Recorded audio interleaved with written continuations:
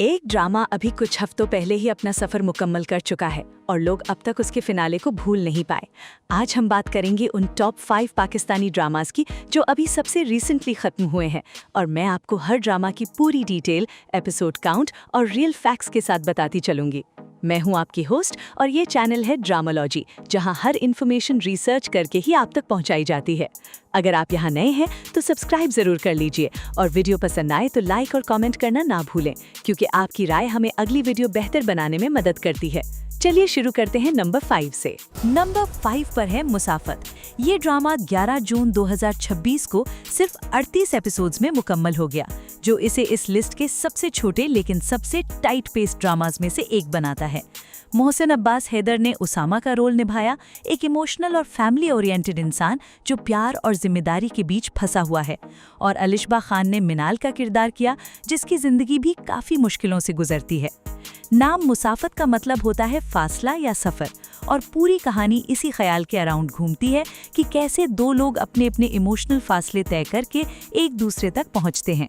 Story में destiny, family struggles और unexpected turns सब मिलाकर एक ऐसी कहानी बनी जो डेली व्यूअर्स को रोज रात अपने साथ बांधे रखती थी। हर एपिसोड के साथ उसामा और मिनाल के बीच का फासला कम होता गया, लेकिन उनके अपने अपने घर वालों के एक्सपेक्टेशंस वो फासला दोबारा बढ़ा देते थे, जो इस ड्रामा का सबसे बड़ा इमोशनल हुक था। मेरी शॉर्ट ओपिनियन ये है कि इतनी टाइट एपिसोड काउंट में इतनी इमोशनल डेप्थ दिखाना काफ़ी मुश्किल होता है, लेकिन इस ड्रामा ने वो बैलेंस बखूबी निभाया, क्योंकि कहीं भी लगता नहीं कि स्टोरी को ज़बरदस्ती खींचा गया है। अलिशबा खान की एक्टिंग में खासकर उनके साइलेंट सीन्स बहुत असर रखते हैं, जहां वो बिना ज़्यादा डायलॉग के भी अपना दर्द दिखा देती हैं, और मोहसिन अब्बास हैदर का रिस्ट्रेंड परफॉर्मेंस भी काफ़ी सराहा गया, खासकर उनके और मिनाल के आखिरी कॉन्फ्रंटेशन वाले सीन में। अगर आपको शॉर्ट और फोकस्ड इमोशनल जर्नीज पसंद है, जहां हर एपिसोड कहानी को आगे लेकर जाए बिना किसी फिलर के, तो मुसाफत आपके लिए परफेक्ट वॉच है, और इसी वजह से ये लिस्ट में अपनी जगह बना चुका है। नंबर 3 पर है रहमत, जो ARY डिजिटल पर 30 मार्च 2026 को प्रीमियर हुआ और डेली रात 7 बजे एयर होता था। ये ड्रामा 24 जून 2026 को 84 एपिसोड्स कंप्लीट करके खत्म हुआ। जुनैद खान ने बरी का रोल निभाया, एक सिंसियर और इंडिपेंडेंट लड़का जो एक वेल्दी फैमिली से ताल्लुक रखता है, लेकिन सच, वफादारी और असली इमोशंस पर यकीन रखता है, जबकि हीना तारिक फीमेल लीड के तौर पर इस कहानी का दूसरा अहम हिस्सा थी।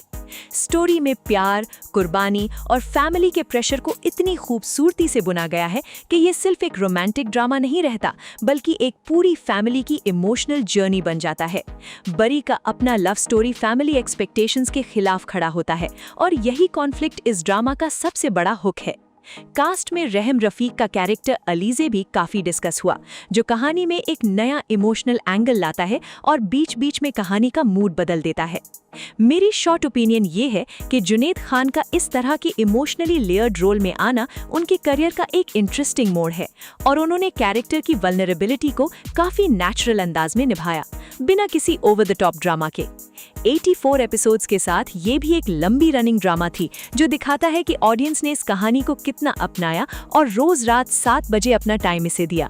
अगर आपको फैमिली प्रेशर और सच्चा प्यार के बीच की कश्मकश वाली कहानियां पसंद है, तो रहमत इस लिस्ट में अपनी जगह पूरी तरह डिजर्व करता है, और इसी वजह से ये अभी भी काफी डिस्कस हो रहा है।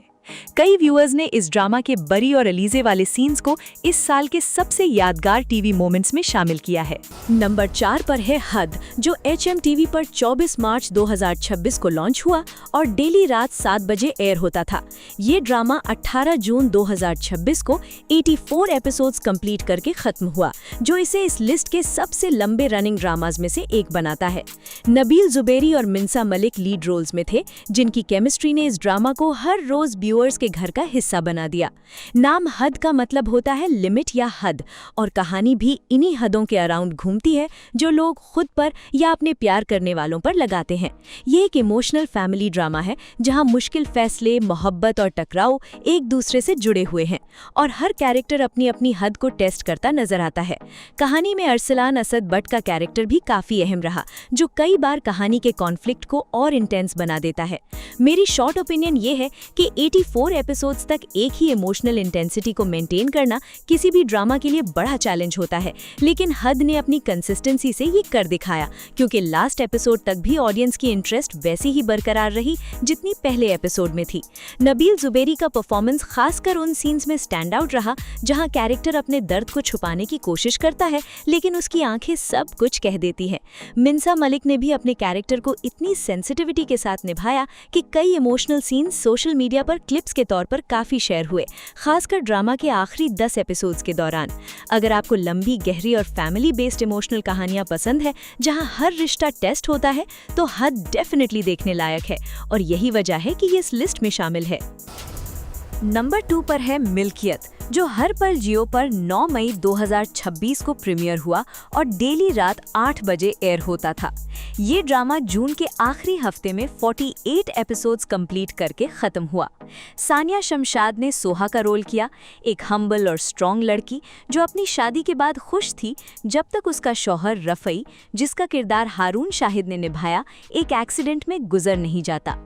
मोहसिन अब्बास हैदर ने जावियर का रोल किया, एक एरोगेंट और अमीर आदमी जिसे दुनिया की हर चीज़ मिल सकती है लेकिन सच्चा प्यार नहीं मिला, और अपनी पुरानी गिल्ट की वजह से वो सोहा की मदद करने लगता है।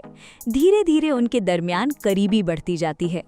नाम मिल्कियत का मतलब होता है मालिकाना हक, और कहानी में भी प्रॉपर्टी और इमोशनल ओनरशिप दोनों एंगल्स शामिल हैं, जो इसे एक टिपिकल रोमांस से अलग बनाता है। मेरी शॉर्ट ओपिनियन ये है कि जावियर जैसा कॉम्प्लेक्स, गिल्ट ड्रिवन कैरेक्टर लिखना आसान नहीं होता, और मोहसिन अब्बास हैदर ने इस रोल को लेयर्ड बनाया, कभी एरोगेंट, कभी वल्नरेबल और कभी सिर्फ अकेला दिखाया गया। ये एक साइकोलॉजिकल रोमांस है जहां मोहब्बत, धोखा और रिडेम्पशन सब साथ साथ चलते हैं, और हर एपिसोड के साथ कैरेक्टर्स अपनी पुरानी गलतियों का सामना करते नजर आते हैं। सानिया शमशाद की परफॉर्मेंस भी काफ़ी सराही गई, खासकर उन सीन्स में जहां सोहा अपनी लॉस के साथ जीना सीखती है और अपने आप को दोबारा खड़ा करती है। अगर आपको ऐसे ड्रामास पसंद हैं जहां कैरेक्टर्स अपनी गलतियों से सीखकर बेहतर इंसान बनते हैं, तो मिल्कियत इस लिस्ट में होना बिल्कुल डिजर्व करता है। इसके अलावा हारून शाहिद का शॉर्ट लेकिन इम्पैक्टफुल रोल भी कहानी की नींव बनाता है, जो पूरी स्टोरी की डायरेक्शन सेट करता है। और नंबर 1 पर है मानूर, जो ARY डिजिटल पर 15 अप्रैल 2026 को प्रीमियर हुआ और डेली मंडे से फ्राइडे रात 9 बजे एयर होता था। ये इस लिस्ट का सबसे रिसेंटली खत्म होने वाला ड्रामा है, जो 65 एपिसोड्स के बाद 21 जुलाई 2026 को अपने अंजाम तक पहुंचा, यानी सिर्फ कुछ ही दिन पहले।